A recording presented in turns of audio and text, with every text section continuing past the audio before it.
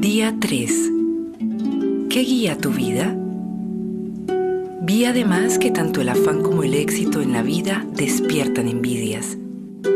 Eclesiastés, capítulo 4, versículo 4. El hombre sin propósito es como un barco sin timón. Un soplo, nada, nadie.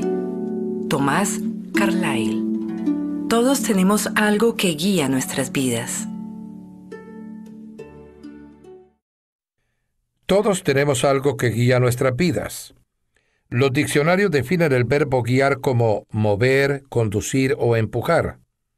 Sea que conduzcas un automóvil, claves algo o golpees una pelota de golf, eres tú quien guía, empuja o mueve ese objeto en ese instante. ¿Qué es lo que guía tu vida? Quizá lo que te guíe en estos momentos sea un problema, un plazo o una exigencia. Puede que seas guiado por un mal recuerdo, un temor constante o una costumbre involuntaria. Hay cientos de circunstancias, razones y sentimientos que guían tu vida. A continuación te presento los 5 más comunes. Primero, a muchos los guía la culpa. Se pasan toda la vida huyendo de sus errores y ocultando su vergüenza. Quienes cargan culpa son controlados por sus recuerdos. Permiten que su futuro sea controlado por su pasado. Sin darse cuenta, se castigan a sí mismos saboteando sus propios logros.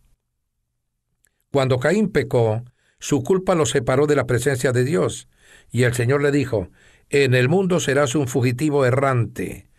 Eso describe hoy a la mayoría de la gente. Va por la vida sin propósito alguno. Somos el resultado de nuestro pasado, pero no tenemos que ser prisioneros del mismo. El propósito de Dios no está sujeto a tu pasado. Él, que convirtió a un asesino llamado Moisés en un líder y a un cobarde llamado Gedeón en un héroe valiente, también puede hacer cosas increíbles con lo que queda de tu vida. Dios es experto en dar borrón y cuenta nueva a la gente.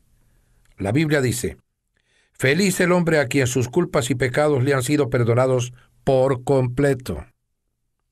Segundo, a muchos los guía la ira y el resentimiento.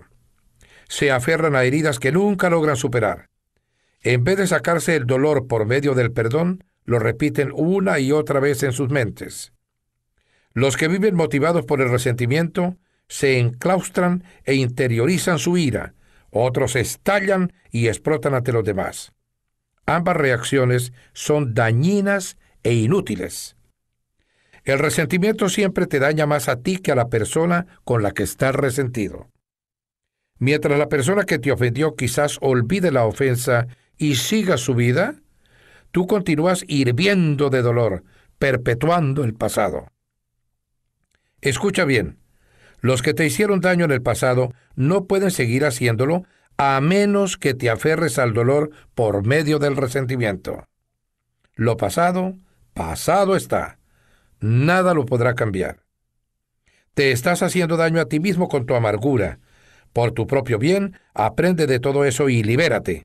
La Biblia dice: entregarse a la amargura o a la pasión es una necedad que lleva a la muerte. Tercero, a muchos los guía el temor. Sus temores pueden ser el resultado de una experiencia traumática, de falsas expectativas, de haber sido criados en un hogar de disciplina rígida o incluso de una predisposición genética. Cualquiera que fuere la causa, las personas condicionadas por el temor pierden oportunidades porque temen aventurarse a emprender cosas. Van a lo seguro, evitando riesgos y tratando de mantener el statu quo. El temor es un tipo de cárcel que tú mismo te impones, impidiéndote llegar a ser lo que Dios desea que seas. Debes reaccionar contra eso con las armas de la fe y el amor. La Biblia dice: la persona que ama no tiene miedo. Donde hay amor, no hay temor. Al contrario, el verdadero amor quita el miedo.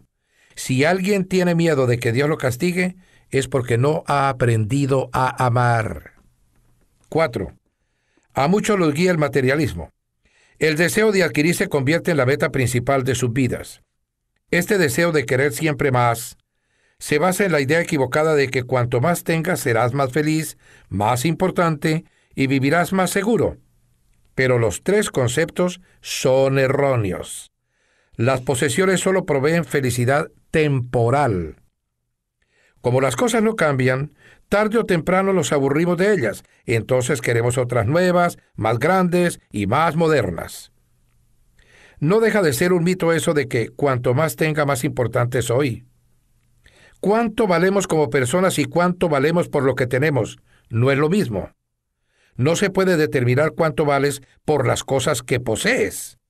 Y Dios dice que las cosas más valiosas en la vida no son los bienes que posees. El mito más común respecto al dinero es que cuanto más tengas, más seguro estarás. No es así.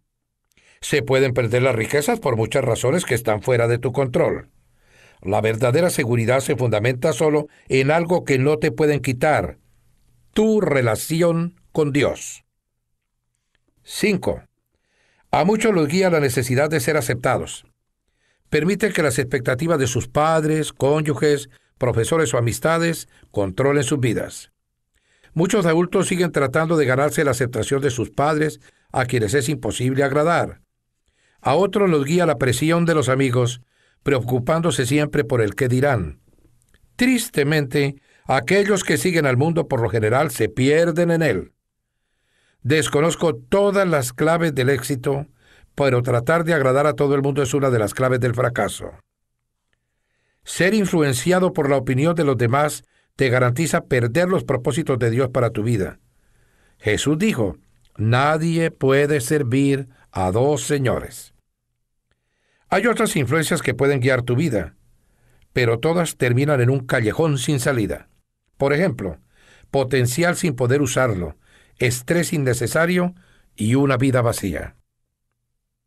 Esta jornada de 40 días te enseñará a llevar una vida con propósito, una vida guiada, controlada y dirigida por los propósitos de Dios. Nada es más importante que conocer los propósitos de Dios para tu vida, y nada puede compensarte el no conocerlos, ni siquiera el éxito, la riqueza, la fama o los placeres. Sin un propósito, la vida es una marcha sin sentido, un movimiento sin dirección y sucesos sin motivos. La vida sin propósito es trivial, insignificante e inútil. Hay 5 grandes beneficios de vivir una vida con propósito. Primero, conocer tu propósito da sentido a tu vida. Fuimos creados para tener significado. Por esa razón, los métodos que utiliza la gente para encontrarlo, como la astrología o los psíquicos, son absurdos. Cuando la vida tiene sentido, puedes soportar cualquier cosa. Cuando no lo tiene, resulta insoportable. Un joven de 20 y tantos años escribió: siento que soy un fracaso porque intento llegar a ser algo, pero no sé qué es. Solo he aprendido a vivir resolviendo con lo necesario. Algún día, si descubro mi propósito, me sentiré como si comenzara a vivir. Sin Dios, la vida no tiene propósito, y sin propósito, la vida no tiene sentido. La vida sin sentido no tiene significado ni esperanza. Muchos que no tenían esperanza lo expresaron así en la Biblia. Isaías, por ejemplo, se quejó diciendo: en vano he trabajado, he gastado mis fuerzas sin provecho alguno. Job dijo: mis días se acercan a su fin sin esperanza, con la rapidez de una lanzadera de telar. Y también: tengo en poco mi vida, no quiero vivir para siempre, déjenme en paz, que mi vida no tiene sentido. La tragedia más terrible no es morir, sino vivir sin propósito. La esperanza es tan esencial para tu vida como el aire y el agua. Necesitas tener esperanza para poder salir adelante. El doctor Bernie Siegel descubrió que podía diagnosticar cuál de sus pacientes con cáncer podía sentir cierto alivio en el rigor de su enfermedad al preguntarle: ¿quieres vivir y llegar a los 100 años? Los que tenían un propósito claro y definido respondían afirmativamente, y eran los que tenían más probabilidades de sobrevivir. Tener esperanza es el resultado de tener un propósito. Si te has sentido desmoralizado, hay esperanza. Experimentarás cambios positivos en tu vida al empezar a vivirla con propósito. Dios dice, porque yo sé muy bien los planes que tengo para ustedes, planes de bienestar y no de calamidad, a fin de darles un futuro y una esperanza. Quizás sientas que estás encarando una situación imposible, mas la Biblia dice, al que puede hacer muchísimo más que todo lo que podamos imaginar o pedir, por el poder que obra eficazmente en nosotros. Segundo, conocer tu propósito simplifica tu vida. Esto define lo que haces o lo que dejas de hacer. Tu propósito se convierte en el patrón que usarás para evaluar qué cosas son esenciales y cuáles no. Formúlate la pregunta, ¿esta actividad que voy a realizar me ayudará a cumplir los propósitos de Dios para mi vida? Sin un propósito definido no tienes fundamento alguno en qué basar tus decisiones, distribuir tu tiempo, usar tus recursos. Entonces tomarás decisiones basadas en las circunstancias, en las presiones y en el estado anímico del momento. Los que no entienden su propósito suelen esforzarse demasiado, y eso causa estrés, cansancio y conflicto. Es imposible que logres hacer todo lo que los demás quieren que hagas. Solo tienes tiempo para hacer la voluntad de Dios. Si no logras terminarlo todo, significa que estás haciendo más de lo que Dios quiere que hagas, o quizás estás viendo demasiada televisión. Vivir con propósito nos lleva a un estilo de vida más sencillo y a un plan de actividades más saludable. La Biblia afirma, hay quien pretende ser rico y no tiene nada. Hay quien parece ser pobre y todo lo tiene. Te lleva también a tener tranquilidad. Al de propósito firme, guardarás en perfecta paz, porque en ti confía. Tercero, conocer tu propósito enfoca tu vida. Esto hace que dirijas todo tu esfuerzo y energía a lo que es importante. Te conviertes en una persona efectiva al ser selectivo. Es natural que las cosas sin importancia nos distraigan. Jugamos a la ruleta rusa con nuestras vidas. Henry David Thoreau observó que la gente vive una vida de desesperación silenciosa. Pero hoy, una descripción más exacta sería una distracción sin propósito. Muchas personas se asemejan a los giroscopios que giran con rapidez sin dirigirse a ningún lugar. Sin un propósito claro, seguirás cambiando de dirección, de trabajo, de relaciones, de iglesia y muchas cosas más, esperando que cada cambio pueda resolver la confusión o llenar el vacío de tu corazón. Piensas, esta vez quizás sea diferente, pero eso no resuelve tu verdadero problema, es decir, la carencia de enfoque o propósito.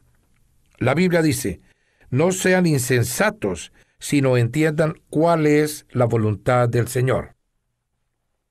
El poder de enfoque puede apreciarse con la luz. Un haz difuso tiene poco poder o impacto, pero puedes enfocarlo mejor concentrando su energía. Los rayos del sol, con la ayuda de una lupa, pueden ser dirigidos para quemar papel u hojarasca. Cuando la luz es enfocada aún más como rayos láser, puede atravesar el acero. No hay nada tan impactante como una vida centrada, vivida con propósito. Los hombres y mujeres que han hecho las más grandes diferencias en la historia han sido personas con un enfoque bien definido. Por ejemplo, el apóstol San Pablo propagó el cristianismo casi solo por todo el Imperio Romano. Una vida enfocada era su secreto. Él dijo, una cosa hago, olvidando lo que queda atrás y esforzándome por alcanzar lo que está delante. Si deseas que tu vida impacte, enfócala. Ya deja de titubear. No trates de hacerlo todo. Haz menos. Tienes que deshacerte aún de buenas actividades y concentrarte en hacer lo más importante. Nunca confundas actividad con productividad. Puedes estar ocupado sin propósito alguno. ¿Y de qué te sirve? Pablo dijo, aquellos que queremos todo lo que Dios tiene, mantengámonos enfocados en la meta. Quinto, conocer tu propósito estimula tu vida. El propósito siempre produce entusiasmo. No hay nada que dé tanto ímpetu como tener un propósito claro. Por otro lado, el entusiasmo se disipa por falta de propósito. El simple hecho de levantarse de la cama se convierte en una tarea ardua. Por lo general, es el trabajo sin propósito, no el excesivo, el que nos acaba, nos deja sin fuerzas y nos roba el gozo. George Bernard Shaw escribió: «Esta es la verdadera felicidad de la vida, ser usado para un propósito y poder reconocer su supremacía. Ser una fuerza de la naturaleza en lugar de algo inconstante, un saco de males y lamentos, siempre quejándose de que el mundo no se ha dado a la tarea de hacerlo a uno feliz». Quinto, conocer tu propósito te prepara para la eternidad. Muchos se dan a la tarea de emplear toda su vida en crear en la tierra un legado duradero. Quieren que les recuerden después de muertos. Pero al final, lo más importante no es lo que otros dicen de tu vida, sino lo que Dios diga. Muchos no se dan cuenta de que todos los logros personales son superados tarde o temprano. Las marcas se rompen, la reputación se desvanece, los homenajes se olvidan. La meta de James Dobson en la universidad era llegar a ser campeón de tenis. Se sintió orgulloso cuando pusieron su trofeo en un lugar prominente de la vitrina de exhibición. Años después alguien se lo envió. Lo habían encontrado en un depósito de basura cuando estaban renovando el edificio universitario. James exclamó: «Cuando pase el tiempo, alguien tirará a la basura todos tus trofeos». Vivir para dejar un legado terrenal es una meta que revela muy poca visión. El uso más sabio de tu tiempo es que edifiques un legado eterno. No fuiste puesto en la tierra para ser recordado, sino para prepararte para la eternidad. Llegará el día que estarás ante Dios. Él hará un inventario de tu vida, un examen final antes de que entres en la eternidad. La Biblia declara: «Todos tendremos que comparecer ante el tribunal de Dios». Así que cada uno de nosotros tendrá que dar cuenta de sí a Dios. Afortunadamente, Dios desea que todos pasemos este examen. Por eso nos ha dado las preguntas con anterioridad. Al leer la Biblia, podemos imaginar que Dios nos planteará dos preguntas decisivas. Primera, ¿qué hiciste con mi Hijo Jesucristo? Dios no cuestionará tu trasfondo religioso ni tu inclinación doctrinal. Lo único que tendrá relevancia será si aceptaste lo que Cristo hizo por ti y si aprendiste a amarlo y a confiar en Él. Jesús dijo: «Yo soy el camino y la verdad y la vida. Nadie llega al Padre sino por mí». Segunda, ¿qué hiciste con lo que te entregué? ¿Qué hiciste con tu vida, dones, talentos, oportunidades, dinamismo, relaciones y recursos que Dios te dio? ¿Lo gastaste todo en ti mismo o lo usaste para los propósitos para los que Dios te creó?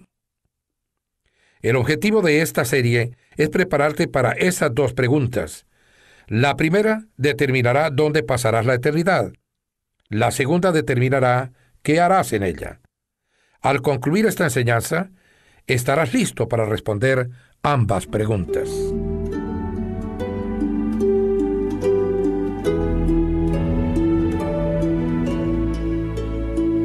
Pensando en mi propósito, día 3.